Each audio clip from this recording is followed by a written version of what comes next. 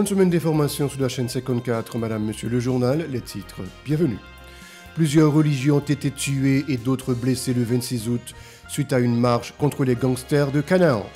La police a tenté de se débarrasser de toute responsabilité dans le drame de Canaan, indiquant qu'aucune autorisation n'a été accordée aux initiateurs de la marche.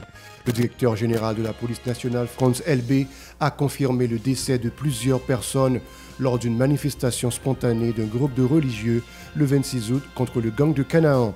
Une enquête est ouverte en vue de déterminer les responsabilités. Le DG Franz Elbé a indiqué que plusieurs présumés bandits ont été abattus lors d'une opération samedi soir à Carrefour-Feuille où des résidents ont abandonné leur domicile suite à la violence aveugle des gangs criminels. Des tirs nourris ont été entendus à la mi-journée du 26 août dans les parages des locaux de l'OAVCT à Tabar, une situation de panique attribuée au gang de Vitellum innocent.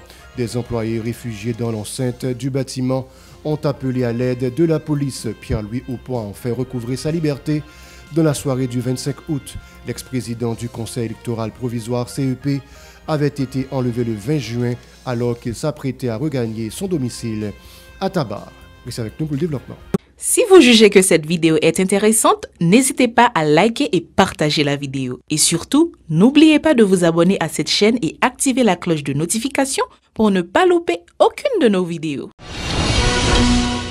De retour après la pause, à l'appel de leurs leaders, des religieux ont pris part le 26 août à une marche pour cracher leur ras-le-bol de l'insécurité. Ils se sont rendus à Canaan, où sont basés des gangs criminels qui sèment la terreur sur la route nationale numéro 1. Les gangsters ont abattu plusieurs d'entre eux, alors que d'autres ont été blessés. Les caïds ont également séquestré plusieurs personnes, et la police a tenté de se débarrasser de toute responsabilité dans le drame de Canaan, indiquant qu'aucune autorisation n'a été accordée aux initiateurs de la marche et les manifestants avaient contourné le dispositif mis en place pour les empêcher de se rendre sur les lieux visés. En conférence de presse le lundi 26 août, le DG Franz Elbé a tenté d'apporter des précisions sur le drame de Canaan, déclarant qu'il s'agissait d'une manifestation spontanée et que la police avait pris toutes les dispositions pour bloquer la foule. Selon lui, des hommes armés accompagnaient les manifestants qui étaient répartis en plusieurs groupes dont certains ont pu se rendre à Canaan, ce qui a débouché sur le drame. Il a annoncé l'ouverture d'une enquête en vue de déterminer les responsabilités. C'est pour venir sur un incident malheureux, drame malheureux qui arrivait au niveau Canada. Nous avons formé la population, gagné un groupe de monde, un groupe de fidèles qui, de manière spontanée, organisait une manifestation qui gagnait dans tête un certain pasteur Mako. Et tout le monde a été accompagné de monde qui armé de fusil d'assaut. Et il y a un uniforme vert olive sous l'eau. Vous ça, c'est déterminé parce que le pasteur a dit que vous faites, vous priez pour eux, vous mettez pas sur eux, donc vous ne pouvez pas prendre balle. Une fois que le commandement de la police a été informé de manifestations spontanées, ça instruction formelle est passée à commandant de juridiction pour que vous parlez avec l'organisateur événement ça.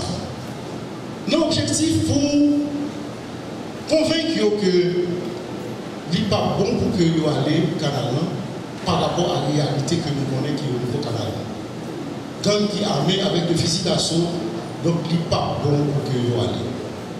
Il y a une enquête judiciaire qui est ouverte dans le niveau direction centrale police judiciaire pour identifier et fixer les responsabilités de tout le monde qui est impliqué dans le drame. Le directeur général AI de la police nationale, Franz Elbé, dit avoir constaté, tout comme les simples citoyens, l'escalade de la violence des gangs armés, notamment dans l'aire métropolitaine de Port-au-Prince. Selon lui, les agents de l'ordre ont été mobilisés principalement à Tabar, au centre-ville de Port-au-Prince, à Torcelles et Croix-des-Bouquets en vue de ramener l'ordre et freiner la progression des bandes armées à ces endroits. À Carrefour-Feuille, il a confirmé le décès de plusieurs présumés gangsters dont certains repères ont été détruits par la police. Pour lui, les opérations se poursuivent afin que les déplacés puissent regagner leur domicile. Écoutons France LB au micro de Véron Arnaud et Myriam Auguste. Nous faisons conférence de presse à matin.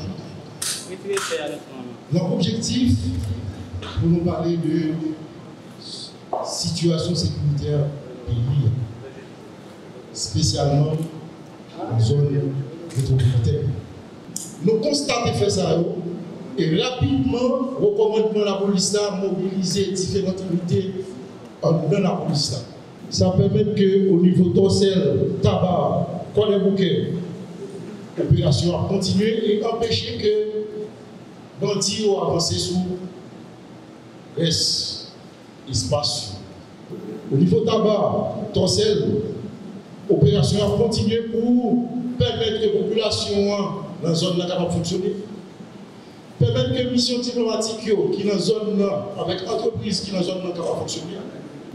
Qu'est-ce que vous faites? 17 août, gang a vu attaquer la population qu'est-ce que vous faites? Plusieurs unités spécialisées déployées, l'opération a continué, le combat a continué chaque jour. Il y a certains appris que les bandits ont été occupés, espace qui ont été occupés, qui ont une partie que la police récupère. Et au cours de l'opération, il y a plusieurs bandits, malheureusement, qui tombent. Plus loin, France LB a fait état de la nécessité de transformer graduellement la police nationale afin de répondre aux besoins du pays en matière de sécurité, arguant que les bandits ont changé leur mode opératoire et disposent d'armes lourdes. À cet effet, dit-il, le Premier ministre avait sollicité l'appui d'une force étrangère en vue du renforcement de la PNH. Cette force ne viendra pas remplacer la force de police, a fait savoir le DG de la PNH. Il est toujours au micro de Véron Arnaud et de Myriam Auguste. Question arrivée force délégation Kenya dans le pays dernièrement. Nous sommes capables de dire que souvent nous parlons de transformation environnement sécurité pays. Dans le temps passé, menace que nous avons le mode opératoire bandit, c'était braquage.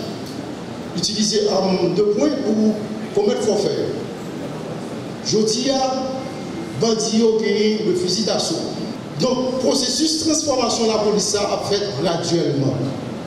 En attendant, pour répondre à grands défis que le pays a gagné en matière de sécurité, le Premier ministre nous a adressé en demande à la communauté internationale en support pour venir supporter la force police pour nous résoudre le problème rapidement. Mais pas pour remplacer la police, mais pour supporter la police.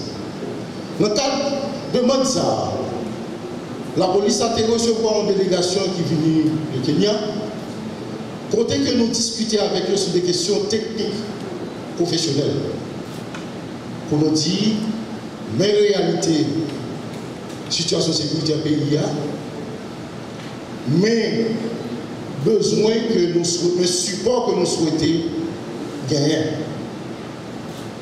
Et de manière professionnelle, nous te fait valoir ça. Donc reste là à déterminer. Des résidents de Carrefour-Feuille souhaitent l'intensification des opérations policières en vue de déloger les gangs. À Carrefour-Feuille, ce week-end encore, ils étaient nombreux à fuir ce quartier à pied, à moto ou encore dans des tap-tap, emportant quelques bagages. Ils éprouvent de sérieuses difficultés à assurer leur survie dans les sites qui ne sont pas pourvus d'infrastructures sanitaires adéquates. Ces déplacés sont également privés de nourriture et de sacs de couchage pour se reposer. Ils souhaitent regagner leur domicile dans le meilleur délai. Osée Victorin et José-Philippe François sont allés à leur rencontre. Lundi au Gymnasium Vincent. Suivez.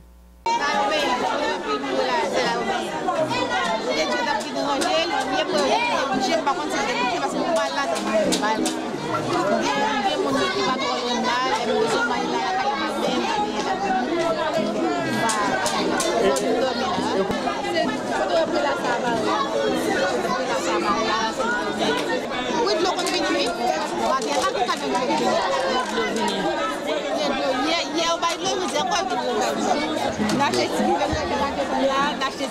d'acheter bagaille nous là. C'est pas bien là. Mal bien faire côté les amis. Mais simplement gagner de l'eau parce que pas investir. Pas investir même pas un bouquet. Et ça qui cause une bac à laver là, même que nous jeunes de l'eau, ça veut dire que ce n'est pas facile. Mais nous jeunes de l'eau, nous devons nous baigner le matin, l'après-midi. Mais nous devons nous boire, c'est difficile. En outre, les déplacés déplorent le fait d'avoir perdu tous leurs biens, dont les attaques des gangsters de Goravine. Ils attendent une assistance du gouvernement pour reprendre leurs activités sitôt qu'ils sont retournés à Carrefourfeuille. En tant que victime, nous avons besoin de vivre, nous avons besoin de promesses. Nous avons avancé pour vivre. Nous avons cette petite. Mais qui ça nous avait fait pour moi? D'abord, mais pour lever là. Parce que nous avons mal dormi. Nous-mêmes, nous avons besoin de retourner là parce que là, ce n'est pas facile pour nous là, nous ne sommes pas à l'aise. Nous ne sommes pas à l'aise. Nous n'avons pas senti une misère là. Nous n'avons pas senti nous bien là. Parce que moi-même, j'ai 6 personnes. Moi, je n'ai pas personne qui aide. Moi, je ne suis pas capable de rester là encore. C'est rien pas bon. Moi, 15 jours. Je ne suis pas capable encore. Parce que je ne suis pas bon. Moi, parce que moi, je ne suis pas aucun monde. Pour qu'ils voient regarder nous, l'État va venir pour dire tout simplement. Nous besoin de Ce 28 août a ramené le 3e anniversaire de l'assassinat crapuleux du bâtonnier de Port-au-Prince. Montferrier Dorval ont sa résidence privée à Pellerin 5. Pour marquer cette date, le barreau de Port-au-Prince a organisé une conférence de presse en ses locaux à Pétionville autour du thème « Le destin des procès pénaux emblématiques en Haïti ». L'occasion pour le bâtonnier Marie-Suzy Legros de monter au créneau pour dénoncer encore une fois ce crime. Elle souligne que les locaux du greffe du tribunal de première instance de Port-au-Prince ont été cambriolés à 2 reprises et des éléments importants du dossier ont disparu. 3 juges d'instruction ont été déjà saisis de l'enquête relative à cet assassinat, a fait remarquer Mme Legros. On l'écoute au micro de Vladimir Prédeville et d'Escravensky et des Rameaux. Des massacres économiques ou politiques, nous ne pouvons répondre. La justice ne les a pas qualifiés. Jusqu'à ce jour, on n'a jamais traduit en justice les auteurs de ces massacres. L'impunité dans laquelle le gouvernement, la justice permettent à ces gens d'agir est totale. Ils sont connus, mais sont en liberté. Ne peuvent être appréhendés. La police accuse la justice. La justice reste muette. Elle ne répond pas. Plus loin, Marie-Suzy Legros a mis l'accent sur le combat que menait Montferrier Dorval en faveur de la restauration d'un état de droit en Haïti. Elle juge inacceptable l'arrêt de l'instruction du dossier depuis le 23 avril dernier. Pour le bâtonnier Montferrier Dorval doit obtenir justice, coûte que coûte, appelant à l'appui de tous les membres de la Basoche pour faire avancer l'instruction de ce dossier. Elle est toujours au micro de Vladimir Prédeville et d'Escravensky et de Rameaux. En février 2020, M. Montferrier Dorval gagne les élections et est devenu le bâtonnier de tous les avocats de cette juridiction. Il l'a dit, il était au service de tous les avocats sans distinction.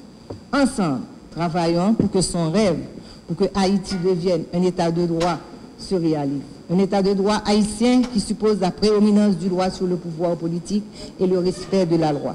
Il n'y a pas d'état de droit si le dernier mot ne revient pas à la justice. La famille de Pierre-Louis Aupont, enfin soulagée, l'ex-président du Conseil électoral provisoire CEP, a été libéré dans la soirée du 25 août après plus de 2 mois de séquestration. Il avait été kidnappé le 20 juin à Tabar alors qu'il s'apprêtait à regagner son domicile à Tabar.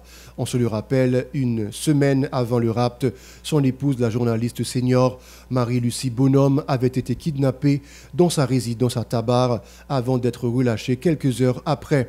Pierre-Louis est propriétaire de la chaîne de télévision Télé Pluriel. Nouveau décès dans les rangs de la police nationale. Des individus circulant à moto ont assassiné l'inspecteur divisionnaire Kola Gérald Adelma 33 vendredi. Sachez aussi que Franz Mathurin, le nouveau directeur central de la police administrative DCPA, il a remplacé l'inspecteur général Alain Auguste à ce poste.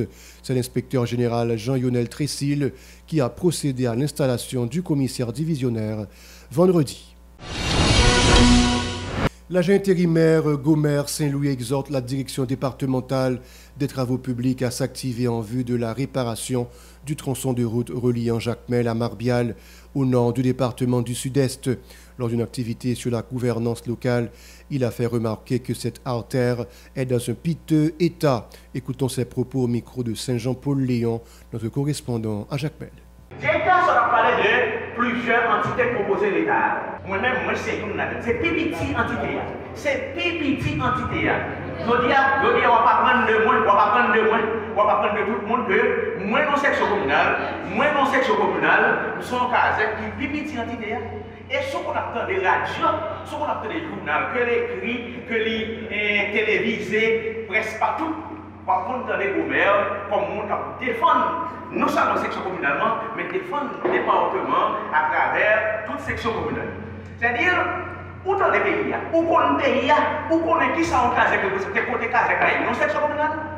Pour me venir à là, c'est bataille pour me bataille. À un délégué, à chef de la police. Bon, d'ailleurs, bon, on va pour histoire. Je ne vais pas la directeur de la République pour me dire, directeur. Moi, je prends son route qui mène à Marbial, qui mène dans le quartier, qui est 5 sections communales. Pour ce route-là, c'est le seul côté de nous gagner, qui vous permet que le monde Marbial là, dans souffle, les de l'eau, les gens en péril, sans qu'à faire pour nous, parce que nous rencontrons M. 5 fois. Bien pour la 5e fois, je parle là, il dit que si Kazek existe pour nous. Kazek là, carrément, c'est à partir de l'État. Voilà, c'est la fin du journal. Merci de l'avoir regardé. Restez avec nous pour la suite de la programmation.